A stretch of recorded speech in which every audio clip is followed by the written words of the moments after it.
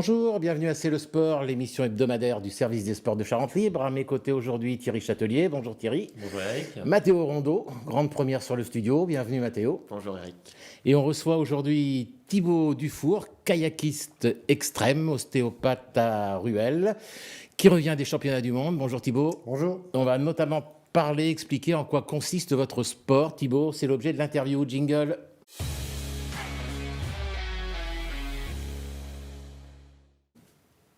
Alors Thibaut, on connaît bien le kayak en ligne, le slalom, qui sont des disciplines olympiques. On connaît également la descente. On a eu Nathalie Gastineau, une Charentaise, qui a été plusieurs fois championne du monde. En quoi consiste le kayak extrême par rapport à ces disciplines ? Ça a toujours à peu près le même principe. On est dans un bateau, on est en haut d'une rivière, et puis là, on descend la rivière. Là, en l'occurrence, c'est une rivière qui est un peu plus mouvementée. Il y a des rapides, on appelle ça des rapides.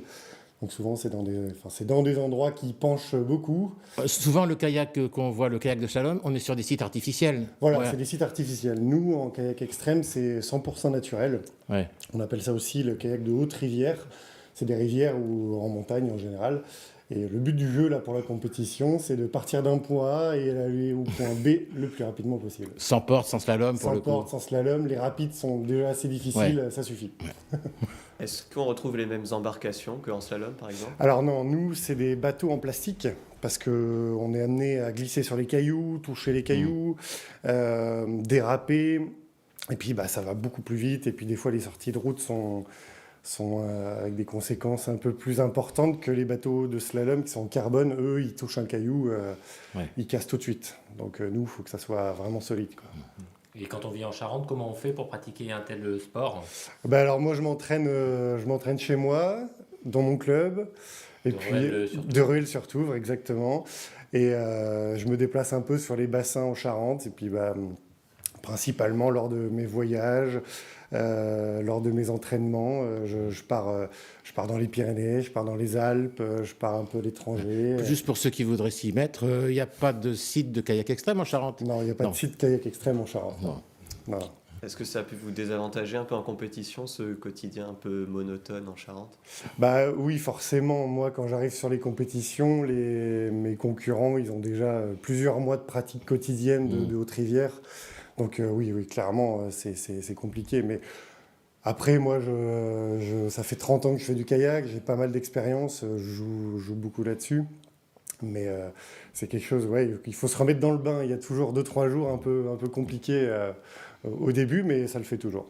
Ouais, ça vous oblige un peu à partir plus tôt sur les compétitions pour vous remettre un peu à niveau ? Voilà, c'est ça. Je pars en général une semaine à 10 jours avant la compétition pour bien étudier le parcours, bien étudier les trajectoires, les cailloux, pour bien retenir toute la trajectoire comme il faut.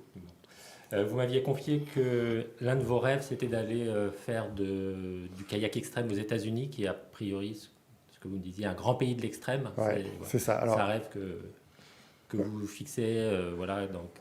ça serait un super voyage, ça serait une grosse découverte que d'aller voir les rivières américaines. Alors on voit les vidéos sur les réseaux sociaux. À chaque fois, on regarde ça avec des yeux grands ouverts, parce que c'est un autre niveau, c'est des volumes qui sont beaucoup plus importants. Donc ça serait un chouette voyage que d'aller là-bas. Ouais. Juste une petite question, une descente en kayak extrême, c'est un effort de combien de temps ? Ça dépend des Ça compétitions. dépend, Chaque compétition a son format. Quand c'est les championnats du monde, en général, c'est entre 1 à 2 minutes d'effort. D'accord. Là, c'était 1 minute 30, 1 minute 30 d'effort. En Autriche, par exemple, où j'étais là en fin d'année dernière pour les championnats d'Europe, là, c'était moins d'1 minute. Ah ouais, c'est intense quand même, quoi. Voilà, c'est hyper intense. Ouais. C'est des rapides qui s'enchaînent très vite, donc on n'a pas le droit à l'erreur. Ouais. Voilà. Et oui. Et vous me disiez aussi que voilà, c'était vraiment un sport de niche parce qu'il y a seulement 200 pratiquants en Europe. Alors, il y a 200 inscrits sur les compétitions. Par contre, en Europe, non, il y a un peu plus de pratiquants, mais c'est des gens qui font ça surtout pour le plaisir de l'aventure, de passer des rapides, mais qui ne font pas forcément de la compétition. Mais oui, c'est un sport de niche, il y a très peu de personnes qui font ça, ouais. Et à propos de compétition, donc vous étiez aux Mondiaux en Italie ce week-end. Oui. Vous étiez bien parti le vendredi, vous avez fait des bonnes qualifs. Vous êtes qualifié pour l'écart. Malheureusement, vous avez eu un problème de pagaie qui vous a empêché de bien concourir pendant la compétition. Ouais, c'est ça. Voilà, ça a été un coup dur. Bah ouais, la qualification, sur les 200 bateaux au départ, ils en prenaient que 60 pour les quarts de finale. Je me suis placé en 32e position, donc c'était très encourageant pour la suite. Sauf que les quarts de finale, c'était sur un parcours beaucoup plus compliqué, avec vraiment de la haute rivière, des gros rapides. Et en effet, j'ai cassé ma pagaie la veille de ce quart de finale. Donc tous mes repères avaient changé. Et puis une fois dans le rapide, j'ai fait ce qu'on appelle des fausses pelles.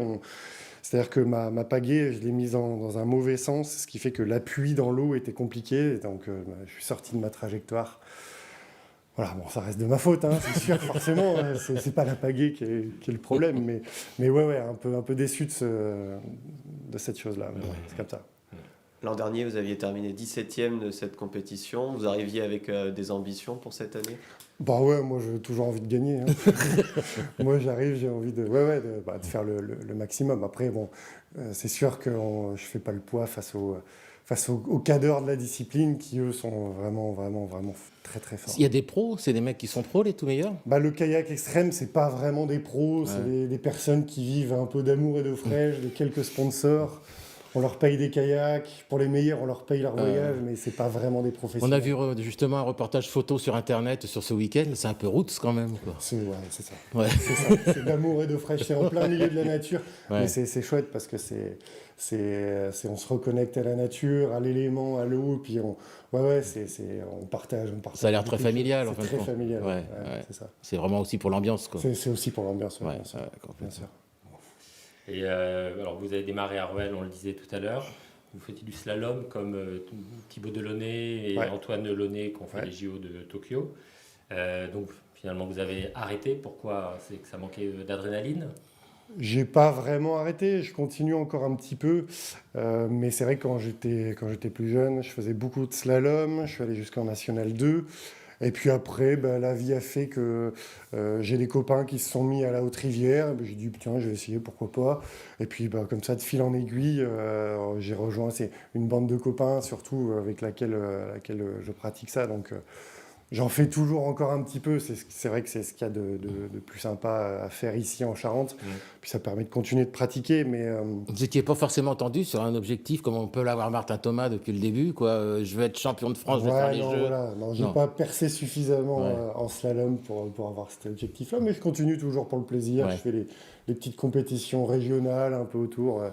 Pour continuer à me faire plaisir, puis avec les pratiquants de mon club, c'est sympa toujours d'être en équipe et de pratiquer quelque chose ensemble. C'est toujours l'ambiance qui prime. Toujours l'ambiance, c'est ça. Okay, donc vous avez 36 ans, est-ce qu'il vous fixez une date pour faire du kayak extrême, parce que ça peut être dangereux avec... Bon, non, moi je continue. Je vais prendre un ostéo. Voilà. Non. Des risques. Oui, forcément, mais j'approcherai ça avec une autre vision, mais non. C'est un peu comme le surf où on voit des gens de 60, 70 ans. Ouais, voilà, moi je me dis, même dans 4 ans, il y aura une autre catégorie master, ça peut être l'occasion de faire un podium. Pas bête. Non, mais moi je souhaite continuer ça, puis on verra d'année en année comment ça se passe, mais non, a priori, il n'y a pas de problème. Hein. Faut assurer la technique, et puis si je sens qu'en effet je suis plus capable de le faire, j'arrêterai à ce moment-là, mais je crois que j'ai encore quelques années sous le coude là. En parallèle du kayak, donc vous êtes aussi ostéopathe à Ruel. C'est ça. Est-ce que c'est difficile? Est-ce que ça a pu être difficile de concilier les deux parfois? Ça demande un aménagement de l'emploi du temps qui est compliqué pour les entraînements, en effet, parce que l'entraînement, comme chacun le sait, ça prend beaucoup de temps. Mon métier, moi, me passionne aussi, donc il me prend beaucoup de temps. Voilà, il faut faire des choix. Il faut prioriser la chose. Moi, je crois que mon métier, c'est quelque chose d'hyper important, mais mon bien-être aussi, c'est quelque chose de très important. Donc, j'essaye au mieux d'associer les deux emplois du temps. C'est toujours un peu délicat, mais voilà, j'y arrive. Ça veut dire que ça fait des journées chargées à chaque fois Ça fait des journées chargées, ouais, c'est ça. C'est ça, ouais. Alors vous allez aussi d'ailleurs devenir ostéopathe de l'équipe suisse de slalom qui a l'ambition de se qualifier pour les Jeux Olympiques. C'est ça.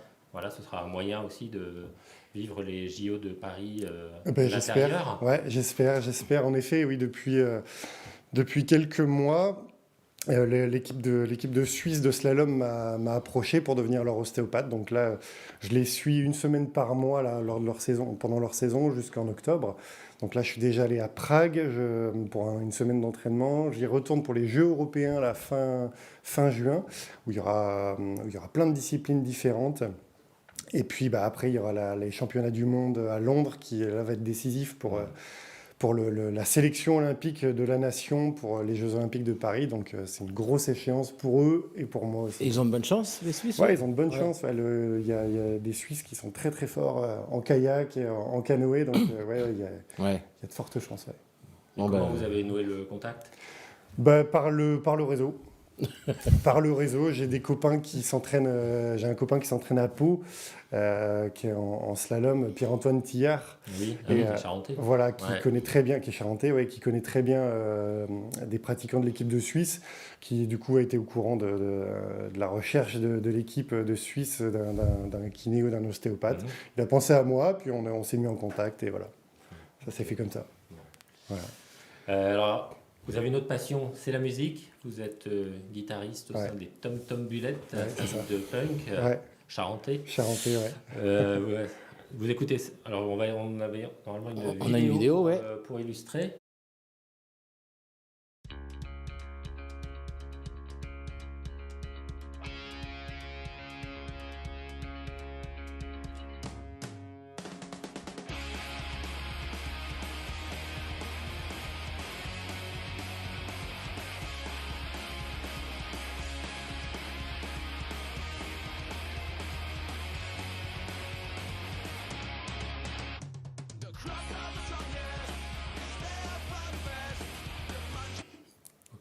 Vous écoutez ça pour la préparation mentale? Ouais, entre autres. Parce que je trouve ça, j'aime bien, ça me plaît. Ça me plaît, c'est motivant et c'est plein d'énergie. Ouais, c'est chouette. Et vous trouvez le temps encore de pratiquer alors? Ouais, ça va. Quand on est en Charente, on fait des répétitions ensemble et puis on pratique, on s'entraîne, on fait des reprises, on essaye de faire des compos aussi. Ça demande aussi du temps, mais ça, encore une fois, ça rentre dans l'agenda. Est-ce que c'est aussi stressant de monter sur scène que de s'élancer avant un rapide? Alors, j'ai pas encore eu la chance de monter sur scène avec eux. J'espère bientôt, d'ailleurs, si on nous entend, ça pourrait être chouette. Mais oui, c'est un peu la même adrénaline au départ. Le track d'avant un événement, c'est quelque chose qu'on connaît bien. Ouais. Bon merci Thibaut, on finit cette émission comme d'habitude par la rubrique questions pour un Charentais.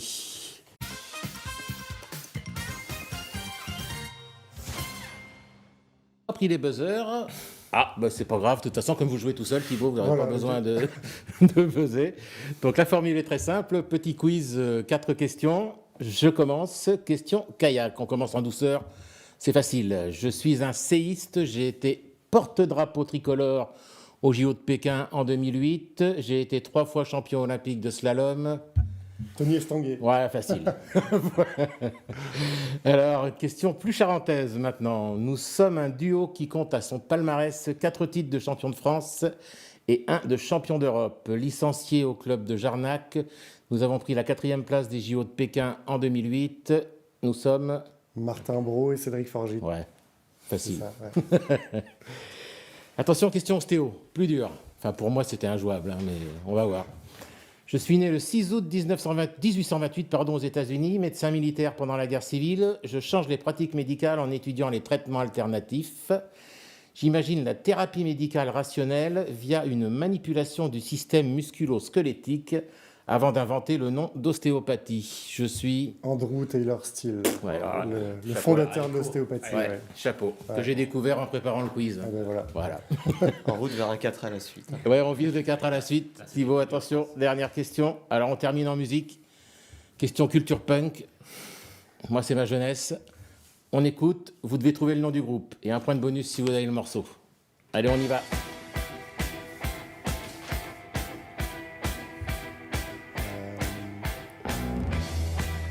C'est ma jeunesse à moi, c'est pas la vôtre. J'ai un doute. Les Clash. Ouais, un point, le morceau.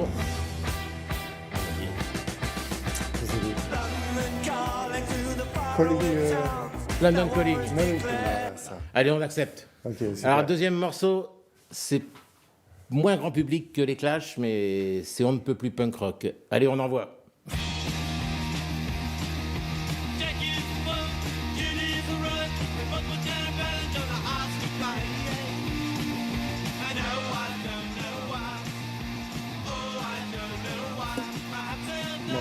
Ah, c'est pas la même génération. Ouais. Les Ramones. Ouais, Ça vous parle je connais les guitares, ouais, c'est ça. Vous connaissez les guitares. On valide le son quand même, quoi. Ouais, c'est ça. Ok. Bon, ben, merci Thibaut, c'était Je vous en super prie, sympa. Merci à vous. Bonne continuation Merci. pour Merci, la suite. Donc, il n'y a pas de compétition individuelle, mais il y a les rendez-vous avec l'équipe de Suisse de slalom. Bientôt, voilà, c'est ça. Et puis, bientôt sur scène, quoi. Ouais, j'espère. Ouais. Eh ben, on ira vous voir. Super, ouais. Avec plaisir. Allez, merci, on vous rend votre Merci. patientèle. Et puis, nous, on va enchaîner avec la suite de l'émission et l'événement. Jingle.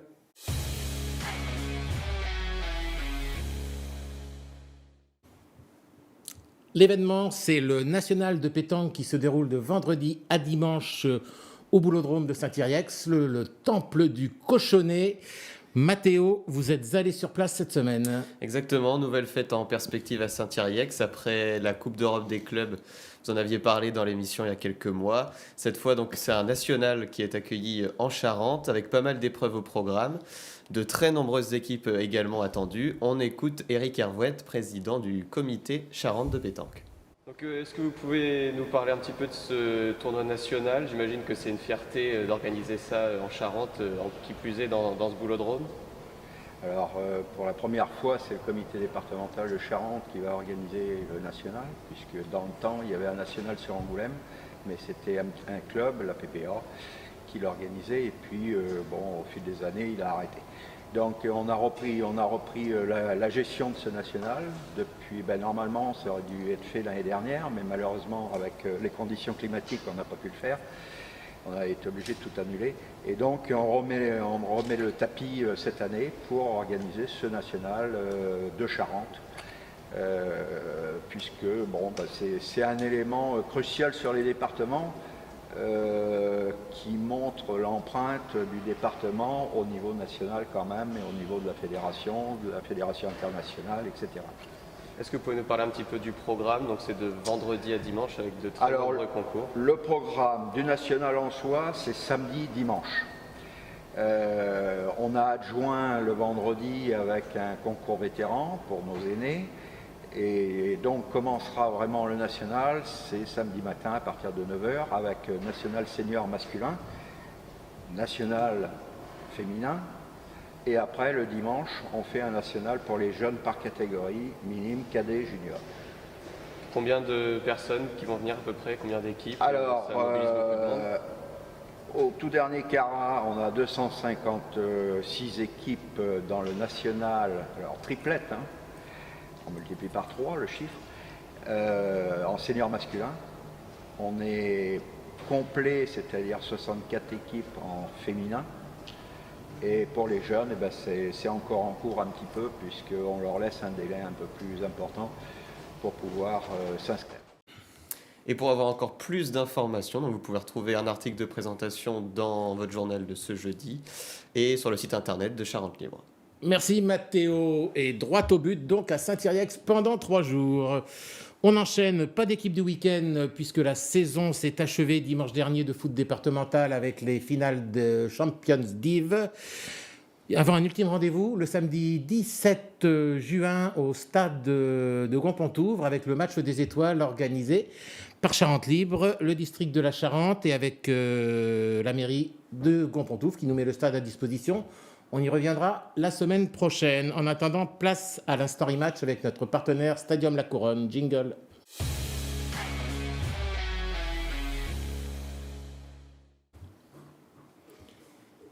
Alors, l'instant rematch cette semaine avec la finale de Champions Div de D4 entre Chabanais et Mons et un magnifique centre-tir. On regarde.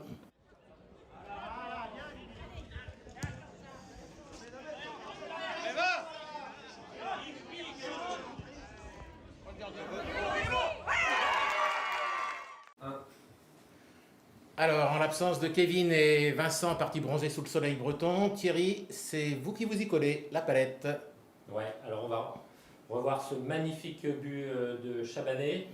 Alors voilà, une belle construction. Alors va un petit peu moins vite, Julien. Voilà, une belle ouverture sur le côté pour l'ailier de Chabanais là, qui va réceptionner le ballon. On voit déjà que le marquage du numéro 7 est un peu lâche. Il a un peu lâché son joueur. Hop, ouais, stop Julien. Et voilà, et c'est là que tout va se jouer parce que c'est là que l'ailier centre. Voilà, alors on est un peu gêné par le photographe officiel du district. Hein, voilà. On ne voit pas le pied d'appui. Toute la question est volontaire ou pas volontaire. Voilà, on ne sait pas s'il veut faire un centre ou s'il veut vraiment lober le gardien, ce qu'il va parvenir à faire. Tu peux continuer Julien. Voilà. Ça passe derrière parfaitement et c'est dans le petit filet opposé. C'est magnifique. Et stop. Et Thierry. Et on voit au passage que le numéro 2 a droit à une engueulade du numéro 7. Qui n'a pas vraiment fait l'effort non plus, mais bon. Je crois que les torts sont partagés entre les deux. Hein. Voilà, et pour l'anecdote, on remarquera que Chabanais s'est imposé donc en finale face au Bayern de Mons, ce qui n'est pas un mince exploit. Bon, et alors pour les supporters girondins de la grande époque, peut-être qu'ils se souviendront d'un but de Mathieu Chalmé en 2007, je crois, et c'était au Mans. Il avait lui aussi fait un centre-tir qui avait lobé le gardien adverse.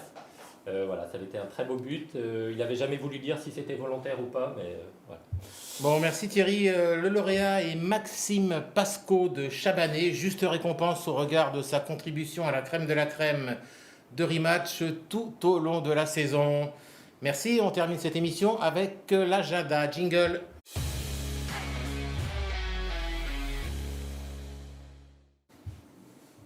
Plus de sport co, on est au mois de juin, mais quelques beaux rendez-vous quand même ce week-end. Le national de pétanque, donc à Saint-Yrieix, on en a parlé. Du motocross à Segonzac. Les régionaux de cyclisme à la Couronne. Mais nous avons choisi de nous attarder sur le BMX, Thierry. Oui, le club de BMX de Cognac qui accueille la 8e manche de la Coupe de Nouvelle-Aquitaine. Il y a 300 BMX qui seront au départ sur la piste de Croin. Voilà, on voit des images. Toujours spectaculaire. C'est toujours spectaculaire, donc ça promet du beau spectacle si le temps est de la partie. Ce qu'il faut savoir, c'est que le club de BMX n'avait plus organisé de compétition depuis 5 ans parce qu'il a eu des problèmes financiers, il y a eu le Covid, voilà. Donc il n'était pas loin de mettre la clé sous la porte. Finalement, il y a des bénévoles qui ont réussi à relancer le club et voilà. Et donc cette manifestation leur tient particulièrement à cœur et donc voilà, ce serait bien d'aller les soutenir et d'aller voir du spectacle dimanche, du beau spectacle sur la piste de BMX de Cognac. Eh bien, pour ceux qui aiment ça, allez soutenir le club de BMX de Croin ce week-end. C'est comme tu disais Thierry, c'est toujours un beau spectacle. Merci de nous avoir suivis. Merci à Thibaut Dufour qui nous a accompagnés en première partie de cette émission. Merci à Virginie, merci à Jean-François alias Joey et à Julien en coulisses. Merci Thierry et Mathéo. Cette émission est visible sur les réseaux sociaux de Charente Libre et nous on se retrouve la semaine prochaine pour une nouvelle émission consacrée au match des étoiles organisé par Charente Libre à Gros-Pontouvre. Merci, au revoir.